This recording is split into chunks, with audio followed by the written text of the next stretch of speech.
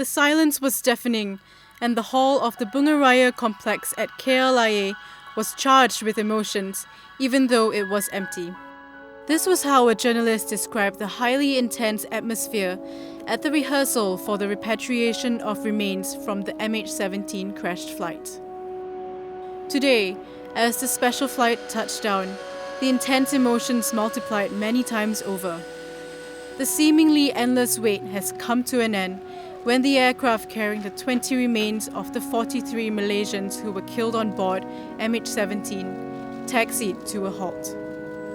The families, loved ones, and the nation has yet to come to grips with the senseless shooting down of the Malaysian Airlines plane over war-torn Ukraine.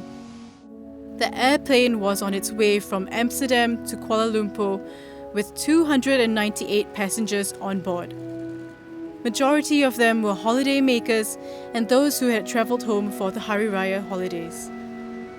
Since July 17, when the plane was reported to have fallen off the radar, Malaysia Airlines, the government, and the nation were torn asunder with disbelief, especially so soon after the disappearance of MES flight MH370. In the past 36 days, families and friends of the victims have been through a whole roller coaster of emotions, from anger, grief, and eventually loss of hope. The long journey home of the remains will give them the much-needed closure. This is the first time a national day of mourning is accorded to civilians. A minute of silence was observed at 10:54 a.m. as soon as the last coffin was loaded onto the hearse. The King, Prime Minister, and other dignitaries are at the reception to pay their last respects.